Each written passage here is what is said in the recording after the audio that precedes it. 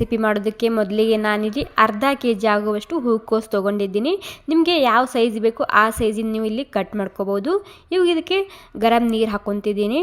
ತುಂಬ ಗರಂ ನೀರಿದೆ, ಇದು ಗರಂ ನೀರೇ ಹಾಕ್ಕೊಳ್ಳಿ, ಯಾಕಂದರೆ ಒಳಗಡೆ ಸಣ್ಣ ಸಣ್ಣ ಹುಳ ಇರುತ್ತೆ. ಹೀಗಾಗಿ ಗರಂ ನೀರಿನಲ್ಲಿ ಕ್ಲೀನಾಗಿ ಮೊದಲಿಗೆ ಒಂದು ಸ್ವಲ್ಪ ತೊಳ್ಕೊಬೇಕಾಗುತ್ತೆ. ಇದು ಅದ್ರ ಜೊತೆಗೆ ನೀರಿನ ಜೊತೆಗೆ ಒಂದು ಸ್ವಲ್ಪ ಅರಿಶಿಣ ಮತ್ತು ಉಪ್ಪು ಕೂಡ ಹಾಕ್ಕೊಂಡಿನಿ. ಇವಾಗ ಎಲ್ಲನೂ ಸೇರಿಸಿ ಒಂದು ಸ್ವಲ್ಪ ಸರಿಯಾಗಿ ಮಿಕ್ಸ್ ಮಾಡ್ಕೊಳ್ಳಿ. ಒಂದು 2-3 ನಿಮಿಷ ಹಾಗೆ ಬಿಟ್ಟರು ಭೀ ನಡೆಯುತ್ತೆ. ನಾನು ತುಂಬ ಬಿಸಿ ನೀರು ಹಾಕಿರೋದ್ರಿಂದ ಇದನ್ನು ಇವಾಗಿನೇ ತೊಗೊತಿದ್ದೀನಿ. ಕ್ಲೀನಾಗಿ ಎಲ್ಲ ಕಡೆಗೆ ಸರಿಯಾಗಿ ತೊಳ್ಕೊಂಡು ತೊಗೋಬೇಕಾಗುತ್ತೆ ಈ ಹೂಕೋಸು. ಓಕೆ ನೋಡಿ, ತೊಳ್ಕೊಂಡಾಗಿದೆ. ಇವಾಗ ತೊಳ್ಕೊಂಡಾದ್ಮೇಲೆ ನಾನಿಲ್ಲಿ ಕಡಾಯಿ ಇಟ್ಕೊಂಡಿದ್ದೀನಿ. ಕಡಾಯಿನಲ್ಲಿ ಮೊದಲಿಗೆ ಒಂದು 4-5 ಕಾಜು ಹಾಕ್ಕೊತಿದ್ದೀನಿ. ಕಾಜು ಇಲ್ಲ ಅನ್ನೋದಾದರೆ ನೀವು ಸ್ಕಿಪ್ ಕೂಡ ಮಾಡ್ಕೋಬೋದು. ಇವಾಗ ಹಸಿ ವಾಸನೆ ಹೋಗೋ ತನಕ ನಾನಿದು ಹುರ್ಕೊತಿದ್ದೀನಿ. ಇವಾಗ ಒಂದೇ ದಾಲ್ಚಿನ್ನಿ ಹಾಕ್ಕೊತಿದ್ದೀನಿ, ಒಂದು 2 ಇಲೈಚಿ ಹಾಕ್ಕೊತಿದ್ದೀನಿ, ಮತ್ತು ಒಂದು 4 ಲವಂಗ ಹಾಕ್ತಿದ್ದೀನಿ, ಮತ್ತು ಒಂದು 5-6 ಕಾಳು ಮೆಣಸುವನ್ನು ಹಾಕ್ಕೊತಿದ್ದೀನಿ, ಮತ್ತು ಅರ್ಧ ಚಮಚ ಆಗುವಷ್ಟು ಜೀರಿಗೆ, ಮತ್ತು ಒಂದು ಅರ್ಧ ಚಮಚ ಆಗುವಷ್ಟು ಸೋಪ್ ಹಾಕ್ಕೊತಿದ್ದೀನಿ. ಇವಾಗ ಈ ಎಲ್ಲ ಮಸಾಲ ಸ್ವಲ್ಪನೇ ಹಾಕ್ಕೊಳ್ಳಿ, ಜಾಸ್ತಿ ಹಾಕ್ಕೋಬಾರ್ದು. ಮತ್ತು ಇವಾಗ ಒಂದು 3 ಚಮಚ ಆಗುವಷ್ಟು ಕೊತ್ತಂಬರಿ ಬೀಜದ ಪೌಡರ್ ಹಾಕ್ಕೊತಿದ್ದೀನಿ, ಅಂದರೆ ಧನಿಯಾ ಹಾಕ್ಕೊತಿದ್ದೀನಿ.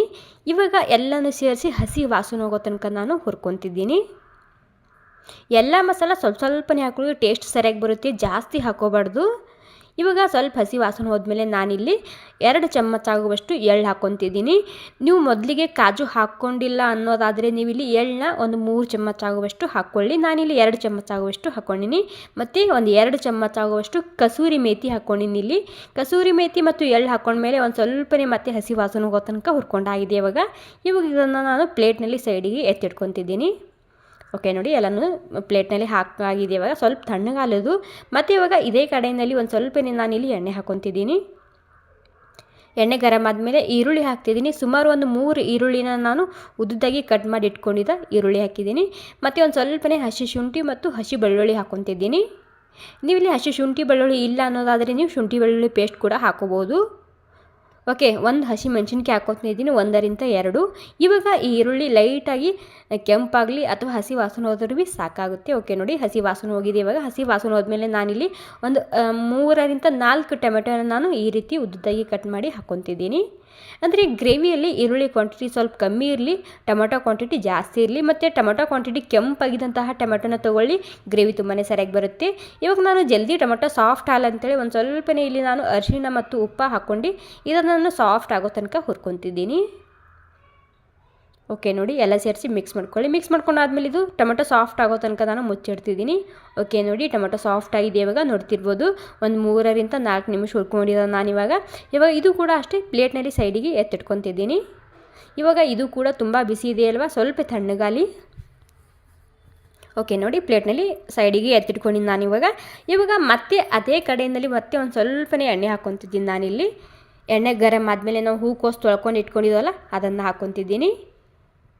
ಓಕೆ ನೋಡಿ, ಎಲ್ಲ ಹೂಕೋಸನ್ನ ಹಾಕ್ಕೊಂಡು ಇದಕ್ಕೆ ಮತ್ತೆ ಒಂದು ಸ್ವಲ್ಪನೇ ಮಿಕ್ಸ್ ಮಾಡ್ಕೊತಿದ್ದೀನಿ ನಾನು. ಮೊದಲಿಗೆ ಮಿಕ್ಸ್ ಮಾಡ್ಕೊಂಡು ಇದಕ್ಕೆ ಮತ್ತೆ ಒಂದು ಸ್ವಲ್ಪನೇ ಉಪ್ಪು ಮತ್ತು ಅರಿಶಿಣ ಹಾಕ್ಕೊಂಡು ಹಸಿ ವಾಸನೆ ಹೋಗೋ ತನಕ ಇದನ್ನು ನಾನು ಹುರ್ಕೊಂಡು ತೊಗೊತಿದ್ದೀನಿ. ಓಕೆ ನೋಡಿ, ಹಸಿ ವಾಸನೆ ಹೋಗಿದೆ. ಇವಾಗ ಒಂದು 3-4 ನಿಮಿಷ ಆಗೋ ತನಕ ನಾನು ಹುರ್ಕೊಂಡಿದ್ದೆ, ನೋಡ್ತಿರ್ಬೋದು. ಈ ರೀತಿ ಹುರ್ಕೊಂಡು ಹಾಕಿದರೆ ನಮ್ಮ ಪಲ್ಯ ತುಂಬ ಅಂದರೆ ತುಂಬಾ ರುಚಿಯಾಗಿ ಬರುತ್ತೆ, ತುಂಬಾ ಟೇಸ್ಟಿಯಾಗಿ ಬರುತ್ತೆ. ಓಕೆ ನೋಡಿ, ಈ 3 ಸಾಮಗ್ರಿನ ನಾನು ಸಪ್ರೇಟಾಗಿ ಪ್ಲೇಟ್ನಲ್ಲಿ ಹಾಕಿಟ್ಕೊಂಡಿನಿ.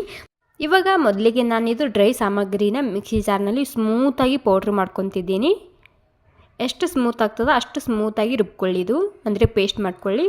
ಓಕೆ ನೋಡಿ, ಸ್ಮೂತಾಗಿ ರುಬ್ಕೊಂಡಾಗಿದೆ, ನೋಡ್ತಿರ್ಬೋದು. ಇವಾಗ ಅದೇ ಪ್ಲೇಟ್ನಲ್ಲಿ ಮತ್ತೆ ಹಾಕಿಡ್ತಿದ್ದೀನಿ ನಾನು.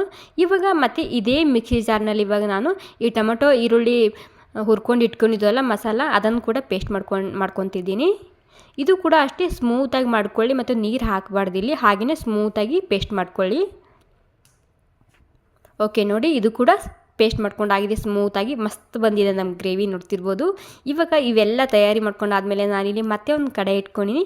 ಕಡೆಯಲ್ಲಿ ಒಂದು 3-4 ಚಮಚ ಆಗುವಷ್ಟು ಎಣ್ಣೆ ಹಾಕಿದ್ದೀನಿ. ಎಣ್ಣೆ ಗರಂ ಆಗಿದೆ. ಗರಂ ಆದಮೇಲೆ ಅರ್ಧ ಚಮಚ ಆಗುವಷ್ಟು ಜೀರಿಗೆ ಮತ್ತು ಅರ್ಧ ಚಮಚ ಆಗುವಷ್ಟು ಸೋಪ್ ಹಾಕ್ತಿದ್ದೀನಿ.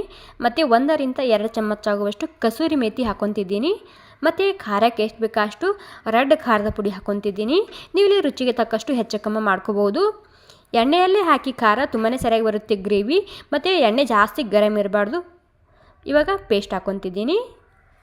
ಓಕೆ, ಫಟಾಫಟ್ ಅಂದರೆ ಎಲ್ಲನೂ ಮಿಕ್ಸ್ ಮಾಡಬೇಕಾಗುತ್ತೆ, ಯಾಕಂದರೆ ನಾವು ಎಣ್ಣೆಯಲ್ಲಿ ಖಾರ ಹಾಕಿರ್ತೀವಲ್ಲ, ಹೀಗಾಗಿ. ಓಕೆ, ಇವಾಗ ಎಲ್ಲ ಸೇರಿಸಿ ಮಿಕ್ಸ್ ಮಾಡ್ಕೊಂಡಾಗಿದೆ. ಇವಾಗ ಸ್ವಲ್ಪನೇ ಮಿಕ್ಸಿ ಜಾರ್ನಲ್ಲಿ ನೀರು ಹಾಕ್ಕೊಂಡು ತೊಳ್ಕೊಂಡು ಹಾಕ್ಕೊತಿದ್ದೀನಿ.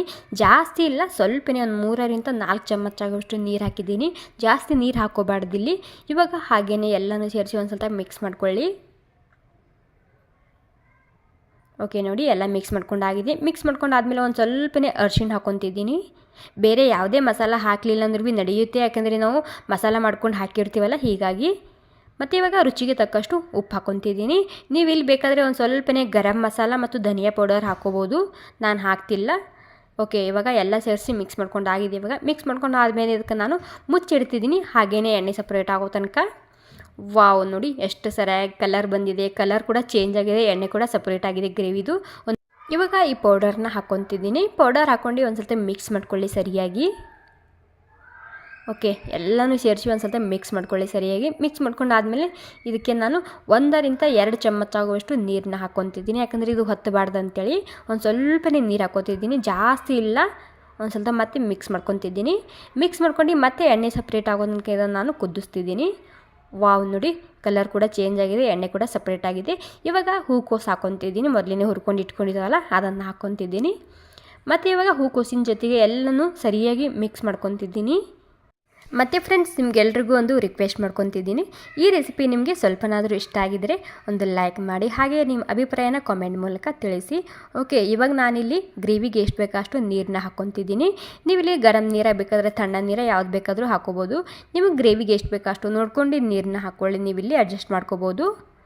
ಓಕೆ ನೋಡಿ, ನಾನಂತೂ ನೀರು ಹಾಕ್ಕೊಂಡಾಗಿದೆ. ಇವಾಗ ನೀರು ಹಾಕ್ಕೊಂಡಾದ್ಮೇಲೆ ಮತ್ತೆ ಇದನ್ನು ನಾನು ಎಣ್ಣೆ ಸಪ್ರೇಟ್ ಆಗೋ ತನಕ ಇದನ್ನು ಕುದಿಸ್ತಿದ್ದೀನಿ. ವಾವ್, ನೋಡಿ ಎಷ್ಟು ಎಣ್ಣೆ ಸಪ್ರೇಟ್ ಆಗಿದೆ. ಸುಮಾರು ಒಂದು 6-7 ನಿಮಿಷ ಆಗೋ ತನಕ ನಾನು ಸ್ಲೋ ಗ್ಯಾಸ್ನಲ್ಲಿ ಕುದಿಸಿದ ಪೂರ್ತಿಯಾಗಿ ಎಣ್ಣೆ ಸಪ್ರೇಟ್ ಆಗಿದೆ, ನೋಡ್ತಿರ್ಬೋದು. ಮತ್ತು ಕೊನೆಯಲ್ಲಿ ಇದಕ್ಕೆ ಒಂದು ಸ್ವಲ್ಪನೇ ಕೊತ್ತಂಬರಿ ಸೊಪ್ಪು ಹಾಕಿ ಮಿಕ್ಸ್ ಮಾಡ್ಕೊತಿದ್ದೀನಿ. ಓಕೆ ನೋಡಿ, ನಮ್ಮ ರುಚಿಯಾಗಿರುವಂತಹ ಹೂಕೋಸಿನ ಮಸಾಲ ಕರಿ ತಯಾರಾಗಿದೆ. ಮತ್ತು ನಿಮಗೆ ಏನಾದರೂ ಸ್ಪೆಷಲ್ ಆಗಿರುವಂತಹ ಮತ್ತು ರುಚಿಯಾಗಿರುವಂತಹ ರೆಸಿಪಿ ಬೇಕಂದರೆ ಖಂಡಿತ ಈ ರೆಸಿಪಿನ ನೀವು ಒಂದು ಸಲ ಟ್ರೈ ಮಾಡಿ ನೋಡಿ.